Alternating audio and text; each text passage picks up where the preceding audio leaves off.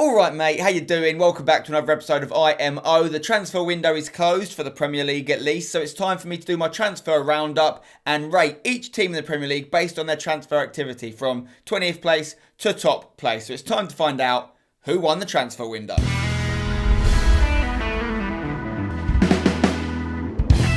Yes, that's right. Today we're going to be ranking the best and the worst transfer windows for every club in the Premier League. And I'm looking at three things mainly when I do this. I'm looking at their net spend, how much money have they spent, what value have they got for the money they have or haven't spent. I'm looking at the improvement of their squad from the start of the window to the end of the window. Has it got better? Has it got worse? Etc. And there's this kind of intangible factor that I'm looking at, which is ambition. You know, sometimes clubs will spend money and those transfers won't pay off. They won't work out for whatever reason. But the ambition shown is important. Are they trying to improve their lot? Are they trying to get better as a club and give their fans more? So they're the three things I'm looking at. As usual, I'm sure that some of you are going to be annoyed by my ranking of each team, particularly if it's your club and you don't like where I've put them. If you disagree with me, let me know in the comments below. Give me reasons why. Okay, starting off in 20th position, the team that I think have had the worst transfer window. This is a tricky one because it's got multiple layers. But ultimately, I have to say Chelsea.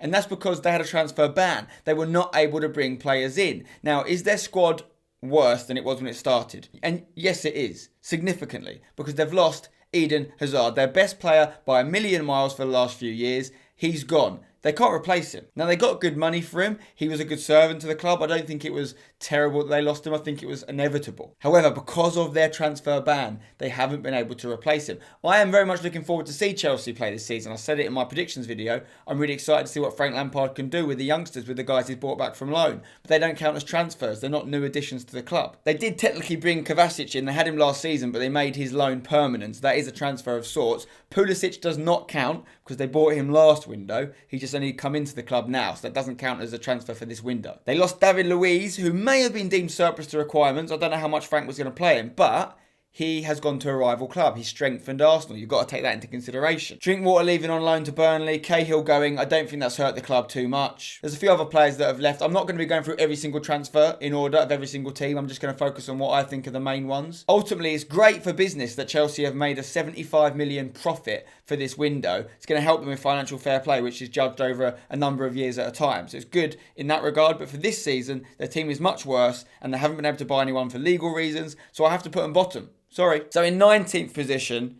I've gone with Crystal Palace. Now, I know they kept Zaha, and that is huge that they kept Zaha, but it doesn't mark an improvement in their squad. It marks, staying the same. Consistency in that regard. They did lose Wan-Bissaka, their best defender last year. Batshuayi had to go back to Chelsea at the end of his loan. That's made their attacking options more limited. Yes, they brought in Gary Cahill on a free transfer. I don't think that's a bad addition. But the likes of McCarthy from Everton, Ayew, the striker, Camarasa, these don't make me think that Palace are going to get better this year. They haven't reinvested the Wan-Bissaka money, I don't think. And even though they kept Zaha, which I think ultimately could keep them in the league, that doesn't mean they've had a good transfer window. So unfortunately for Palace fans, they're in 19th. On the bright side, they did make 43 million in this window, which is always a good thing financially. But for me, these Premier League clubs make so much money just from being in the league. If you're not spending it, that's a problem. Particularly if you're a team like Palace who aren't that strong. In 18th position, I'm going with Sheffield United. Right, they've shown some ambition. They've broken their transfer record multiple times this window. They've had a net spend of minus 43 million, so they're investing. But I'm just not convinced the people they've bought are going to keep them in the league. This doesn't mean it's a bad strategy for the club in general. You might say that they've taken the huge money you get from going in the Premier League, they've invested some of it,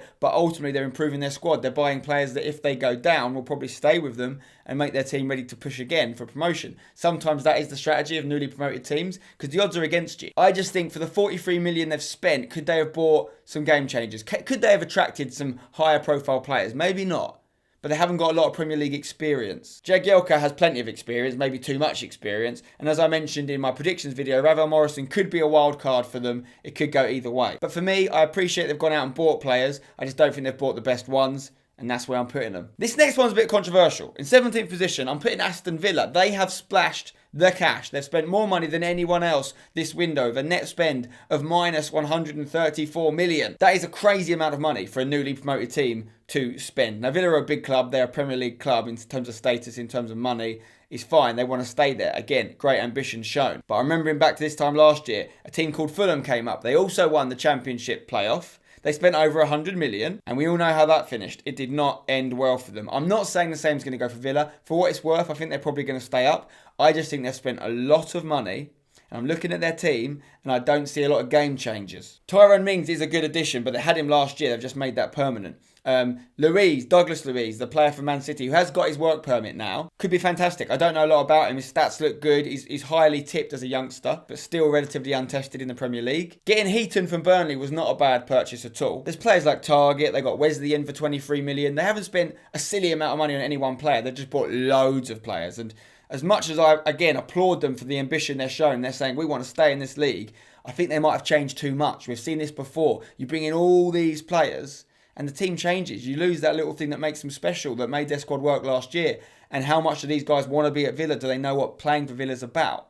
This remains to be seen. I think they can stay up, and my prediction is that they will. I think they brought in maybe too many players, and it could upset the apple cart. Ultimately, they have improved their squad. They have shown real ambition. However, it's the way they've spent their money. It's the value for money they've got. Like I said, they haven't overspent on any one player. They've spent 134 million. Financially, it's a big risk. They can probably afford it, to be fair. In 16th position, I'm going with Burnley. They've not done a lot of business. But do they need to? In my opinion, Burnley are the type of club that eventually they are going to drop out of the Premier League. I don't know if it's going to be this year, but it's going to come to an end one day. They don't spend enough money year on year. Eventually, it will come back to bite them. However, as things stand right now, they've got a solid manager in Sean Dyche who knows what he's doing. He's kept the nucleus of their team together. He's managed to only have a net loss of £500,000, which is nothing for a transfer window. And I do think he's improved the squad. Crouch has retired, sure. They sold Heaton, but they had a lot of goalkeeper options. They've got Rodriguez back in. Drinkwater on loan from Chelsea is a great addition. He's been criminally underused at Chelsea for understandable reasons, but he was a Premier League winner at Leicester. He could find some great form in the middle of the park for Burnley. In general, I'd say their squad's a little bit stronger than last year. They've not lost anyone huge, and they've not really spent any money. They've left their club in a financially good position, so if they were to go down, they're not in trouble. They've still got all the money they get from being in the Premier League every year. So yeah, whilst they haven't shown a lot of ambition, I think they know what they're doing at Burnley. I imagine their goal is just to stay in the league, and I think they'll do that. Next up, in 15th position is Brighton. They've got a new manager in Graham Potter. I said in my predictions video I think they might go down. That did not please a lot of you out there, some Brighton fans, some not Brighton fans. Graham Potter is actually a manager I do like, to be fair, and he's come from the Championship as well as abroad. He knows the players that he's brought in from the lower league. There are a lot of people tipping the likes of Webster, who they've brought in, and Maupay to do well at Brighton. Knockhart's gone out on loan, and they've shown ambition. They've spent 60 million net, and I do think Aaron Moy coming in from Huddersfield on deadline day improves their window quite a lot because it's Premier League experience, of which the other players they've brought in haven't got much. And to be honest, there's loads of teams in the middle part of this transfer window league that are kind of interchangeable, that have had similar windows. But this is where Brighton are. In 14th place, I'm going with Norwich. Now, very different to Aston Villa. They've hardly spent any money. In fact, they've only had a net spend of 2 million, which is mental when you consider they've come up. So, in terms of ambition, you wonder, have they shown enough? However, I back that they back themselves. They've come up as league winners. They've not felt the need to change their squad too much. They're backing them to play in the Premier League. They're not putting their club in too much financial risk. And I actually think for the money they've spent, they've bought in some very good players. Fairman, the goalkeeper on loan, only costing them 3 million that loan, is a really good addition. Dermich, the striker, on a free transfer, I think he'll score goals, maybe 10 of them. Sam Byron from West Ham, I'm not sure about him still. I'm not sure his Premier League quality. Roberts from Man City, I'm very much looking forward to seeing him get meaningful game time in the Premier League. So for me, whether it works out for Norwich, I actually think it will. I tip them to do okay this season and stay up. But it also might not. But they haven't gambled their club's future. If they go down, they've brought loads of money in from coming into the league, and they're going to reinvest that over time. So I'm excited to see what they can do with the squad they've brought up. Are they good enough? We're going to find out. Next up in 13th position is Newcastle. Now, weirdly for Newcastle, they've actually spent some money this year. They've gone and got Joelinton for 40 million, club record transfer. St. Maxim for 15 million. I'm not sure how consistent he'll be, but I think he'll deliver for them on a few occasions. Jetro Willems on loan for only $1 million. Kraft, the right back. And of course, Andy Carroll has returned to where he started, back to Newcastle. I've got mixed feelings about this one. Like, it could be a match made in heaven, but he just doesn't play. He's been at West Ham for many years, and I don't think he's got his legs left anymore. I just don't think he can play. Too many injuries. I think that they might regret it. I don't know what sort of wage he's on. It was a free transfer, of course. There is a nostalgic element to it. If it works out, it will look like a genius move. But if he's on any kind of wage, it could be a mistake. However, the reason I can't put Newcastle any higher than this is because as much as they've brought in some great players, they've lost a really important one in Perez. They got good money for him, 30 million, but they sold him to a rival in Leicester. I can't ignore that. Overall, they've had a net loss of 30 million. And whilst I think they've got a better squad now in terms of options, in terms of numbers, the fact they've got a worse manager is not necessarily relevant to the transfer window, so we can't acknowledge that here. But I think Perez was the Premier League proven player, of which Joelinton isn't, St. Maxim isn't. So I applaud their ambition. I ultimately think Mike Ashley needs to leave the club. I know everyone knows that, and Newcastle fans definitely know that. But at least he spent some money this window. Next up, I'm going with Leicester, who I think have brought in some good players. Tielemans on a permanent deal now. Prate, the Belgian midfielder. Iosi Perez, as I just mentioned, they got him from Newcastle. Spent a bit of money on him, but I think he's worth it. I think it's a good investment. Justin, the youngster, for 6 million. But of course, the biggest news for Leicester this transfer window was selling Harry Maguire for just under 80 million. First off, that's exceptional value they've got there. They've driven a hard bargain. They've got good money for a man who looked like it was inevitable that he was going to leave once he wanted to. He was a good servant to the club. So I don't think that that's like a huge loss for Leicester. I think they got good money for him. The reason it's a negative is because they didn't reinvest that money in another centre-back. They haven't replaced him like for like. They were talking about maybe getting Tarkowski or Ake from Bournemouth. They didn't do either. They were priced out of those deals. So I've left Leicester in kind of mid-table. I think they've brought in some really good players. I'm excited to see what Brendan Rodgers can do in his first full season, but losing a player of Maguire's calibre could still weaken them significantly. Southampton are next. They have spent 27 million net, and they've brought in Danny Ings permanently. They've brought in Che Adams, that's their new strike force. Charlie Austin's left. They managed to get 14 million for Target, he's gone to Villa. Ultimately, they're in the middle because it's kind of not a nothing window for them, because I think they've bought a few decent players, and I don't think their squad's any worse. So I think it's all about their manager, Hassan Hüttl's first full season in charge. Staying on the south coast in 10th, it is Bournemouth. Now, Bournemouth have only had a net spend of 20 mil. Okay, it's not a lot to spend. That means they're going to be looking okay financially. And the players they've lost were surplus to requirements. They've managed to get 20 million for Tyrone Mings, a player they were not using. He was out on loan last year. They've managed to get 10 million for Mousset, the striker, another player that was surplus. And they've brought in 4 relatively exciting transfers. Billing from Huddersfield. They've seen that he can play in the Prem. I know Huddersfield didn't do particularly well, but he was a shining star for them. Danjuma, Kelly, Stacey, all very Bournemouth signings. Eddie Howe will work with them. I think they'll probably work out because he tends to scout his players quite well and he knows who a Bournemouth player is. So again, not a ridiculous window, but a good window in the sense that their team has got stronger, their options have got better, they've not spent too much money, and they're going to stay in the league. In 9th, I'm going with Watford. It was a good close to the transfer window for them. They bought in Sarr, who I think a lot of clubs were after. 27 million ain't cheap, but he could be a big addition for Watford. They brought in Craig Dawson from West Brom. You know, he's going to give them more options defensively. I don't think he's going to change the game for them, but Welbeck on a free transfer, if he stays fit, a little bit like the Andy Carroll scenario, could be great for them. He's not as old as Andy Carroll. He scores goals. He just has a few injury problems. But if they haven't gambled too much on him and they haven't paid a transfer fee, which ultimately they haven't, I don't think it's a bad signing. They haven't lost anyone significant. Luka Bacchio left. I said accidentally in the Premier League predictions video that they signed him. Obviously, they sold him for 18 million. And to only spend 14 million in a window is financially decent if your squad's still improving, which I think it has. So fair play to Watford. You might be thinking some of what I'm saying here doesn't match up what I said in the predictions video. Remember, I did that before the transfer window closed. A lot of these teams have made good signings at the very end of the transfer window, which has changed things. I'm actually going to post an updated Premier League predictions table on my Instagram in the next few days, considering the last few transfers. Anyway, next up is Wolves. Wolves do good business. They've got good connections. They've got these connections with agencies and whatnot. They know how to get good players, particularly from abroad. They've made Jimenez a permanent signing. They've made Dendoncker a permanent signing. Whilst they're not new players, it's important that they got them to stay. They've gone and got Neto. They've got Cotrone from AC Milan. They haven't lost anyone that's going to hurt them, in my opinion. Ruddy's gone. House has gone. Helder Costa and Cavallero out on loan. Their team's stronger. Only negative for them, they've spent a net spend of 84 million, but they've got the money. It's a lot of money for a club like Wolves to be spending, but they're showing ambition. They're in Europe this year. Even if they deteriorate in the league and they finish lower, as long as they're safe, I don't think it's necessarily a bad thing for Wolves, depending on how they do in Europe. Because the fact they're in European competition, and if they stay in European competition, it's going to allow them to keep attracting these sorts of players. Next one's an interesting one. I'm going with Liverpool, right? They haven't done a lot of business. They haven't, spent any real money. They've made a net profit. How can you give a team that haven't really improved their team a good marking in the transfer window review? I did the same thing for Spurs last year, who spent no money, and I was like, you know what? They've kept the big names. Sometimes keeping players is just as important as signing players. And Liverpool just won the Champions League. They had their best ever Premier League points tally. They were unlucky not to win the league as well. They've got a great squad and they haven't lost any of the big boys. Salah, Mane, Firmino, still there. Van Dijk, still there. These are crucial. They bought in Adrian on a free as a backup keeper. I like Adrian, particularly when they made money in the Mignolet sale. And they got 20 million for Danny Ings, a player that was never getting anywhere near their team. That means they had a net spend of plus 29 million, something that is going to help them over financial fair play for the next few years if they want to reinvest next year, for example, and buy some players. They've got this 1 year of net profit. So of course, course, I'm sure a lot of Liverpool fans would like to see him go out and splash the cash. However, Oxlade-Chamberlain back from injury, Joe Gomez back from injury. It's like 2 new signings anyway. They didn't even feature last year, really. So I think it's a decent window for Liverpool. Next up in 6th place is my boys West Ham. Now, always difficult to put my own team in a certain position because people think I'm being biased or what have you.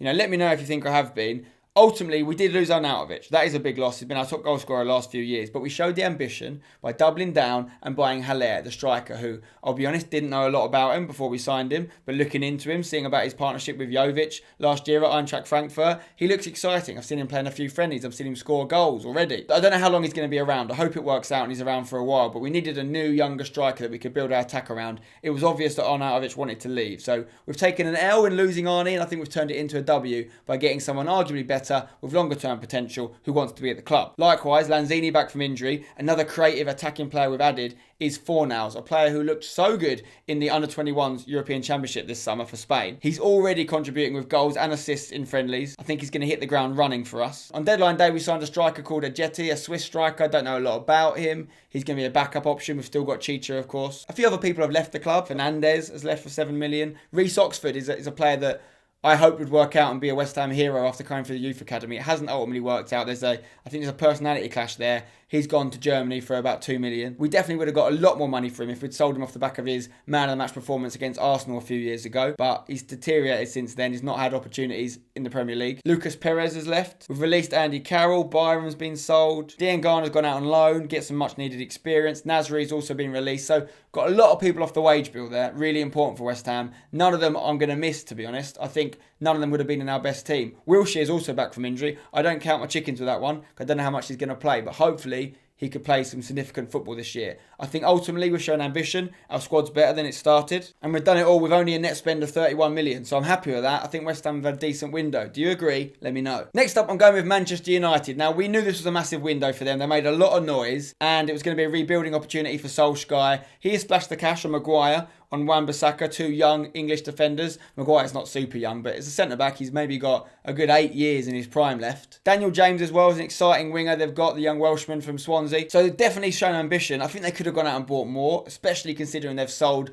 Lukaku on transfer deadline day. They got good money for him in Inter Milan's purchase. They basically got the money they paid for him when they bought him from Everton. They also lost Herrera, though, in the middle, and they haven't really replaced him. So defensively, I think they're a lot stronger next year. Going forward, they're going to be relying on people like Rashford to score more goals, Martial to play more, Mason Greenwood, maybe the youngster. In centre midfield, people like Pereira maybe going to get more game time. Pogba stays, that's a pretty big deal. But I think they could have shown more ambition by buying more players. That's ultimately why I can't put them any higher than that. But they have tried to improve their defence, which is a big problem. They've made it younger, they've made it better. So I'd still say it's a good window for Man United, considering a lot of people didn't want Lukaku there anymore. They got good money for him, but I think their team is better than it started. If you consider Lukaku wasn't in the first team plans for Solskjaer anyway, he prefers Rashford up top, then they haven't really lost in that, and they've recouped some of the money they've spent. In 4th position, I've gone with Manchester City. Now, I thought about this one a lot, and I could have easily put them in first, because they haven't lost anyone I think really, really significant.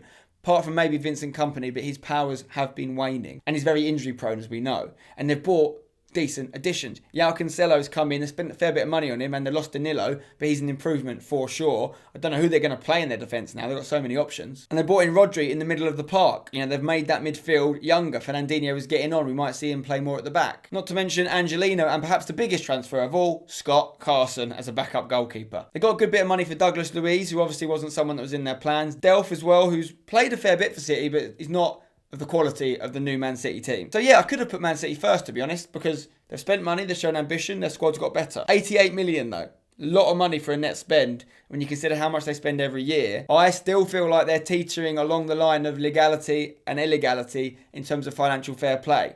I don't know the ins and outs of it. It could be okay. It could come back to bite them. But every single year, there's rumours that they're being investigated. I think they could have really benefited from a year like Liverpool where they actually made a net profit, or at least not spent so much money. So their squad is better. They're probably going to win the league again. Fair play. But I wonder at what cost it will be ultimately. And I'm having to give other teams a higher mark because I think they needed to invest more. Man City could have gone with the same squad again, even with losing Vincent Kompany, and I still think they'd have been okay. But as usual, I applaud their ambition, and they've probably done enough to win the league. So who else is in there? In 3rd position, I'm going with Everton. I think these guys have had a great window. Not just because of the players they've bought, but because of the money they've got them for. A lot of talk about Iwobi. Arsenal fans some non-Arsenal fans mugging Everton off, saying they've paid too much for him. I don't think we've seen the real Iwobi yet in the Premier League. I don't think he's had the run of games. I actually think it's a good buy. I think he'll do really well at a club like Everton. And the money that's being spent on other players now, I don't think the 27 million they spent up front is that bad. Likewise, to get Moise Kean for 25 million. This guy, if he works out, it is maybe a bit of a gamble because he's still young, but if he works out, he's come from a club like Juventus, he's scored goals there, he's got pedigree. He could score a lot of goals. He could be like when they signed Lukaku at a similar age years ago and be scoring 20 plus goals for the next 3-4 years for them. Likewise, they made the Andre Gomez deal permanent for less than 25 million. These are proven European quality players they're getting for less than 25 million. In this market, that is double decent. Now, they did lose Idrissa Gueye. That's the reason I haven't given them the win in this transfer window roundup, because they lost arguably one of their most important players in the middle of the park. They tried to replace him with the likes of Gbamin and Delph. That's not like for like necessarily. I don't know if there is a replacement you can get for Gueye, for the money they sold him for. But they've brought in more quality. And as usual, transfer window wise, Everton like to buy a lot of players and they show their intent. They're never shy to show that ambition. Sidibe, I think, is a pretty astute loan signing as well, improving their fullback options. Their team is undoubtedly better, more well-rounded. They needed that striker. They've improved the defence. It's just a question of whether they've brought in too many players again and how much they're going to miss Gueye. That's the only reason I haven't put them at the top. They managed to get good money for players like Lookman, who, despite having huge potential, isn't a player that they're clearly interested in. Good money for Vlasic, the striker, who's getting nowhere near the team, and they've got 14 million for him.